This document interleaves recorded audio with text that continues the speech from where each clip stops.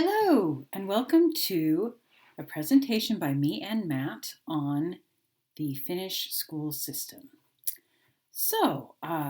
In the 1800s, Finland developed these special schools for kids with special needs, and they were all separate. And they started out with sensory disabilities.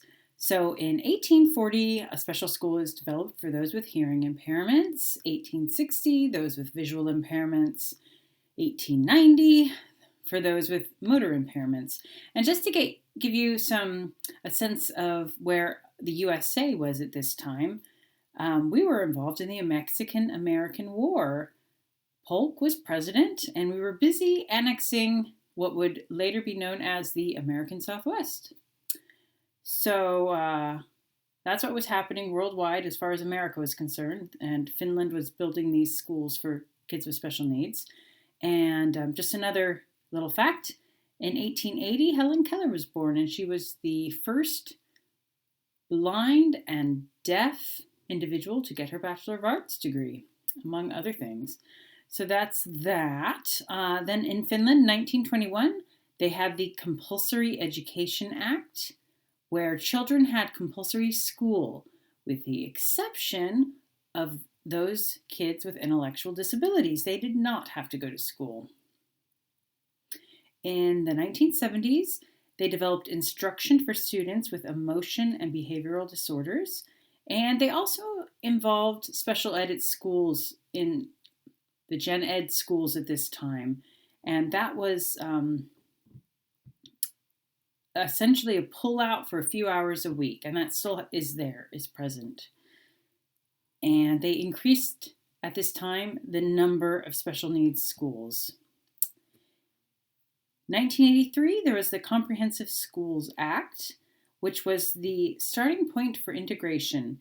Students with disabilities are no longer exempt from compulsory education. So that was 1983. 1985, there was a new national curriculum, and they began to raise the issue of differentiation and individualization.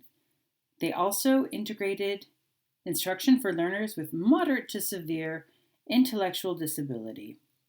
And they transferred responsibility for the schooling of these children from the social administration part of the government to the comprehensive schools.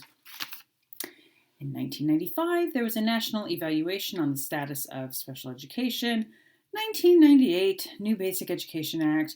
March 2006, a steering group developed a long-term strategy for the development of special needs education, and they focused on early intervention, and then they have this kind of three-tier level of support. So at the beginning, there's general support, then intensified support, and then they take data and see how that's working out prior to making a decision on whether that child needs special ed services. And in January 2011, they came out with a new revised core curriculum. Essentially, in Finland, there is no streaming of children, and they are all supported, each of them individually. There is a focus on early intervention, which helps with behavior problems. All SPED teachers have a master's, and schools have about half their staff as special education teachers. So how it works is all the kids get general support. If that is not enough, assessments are carried out, and there is plans for intensified support with a learning plan. And if that still doesn't help, more data is collected and an official decision is made on special support. And the support services needed in education are available to everyone. A diagnosis is not necessary, which is different from how it is in the States. You do need a medical diagnosis of certain disabilities in order to qualify for special services. So in Finland, need for special support is determined by academic criteria, not medical criteria.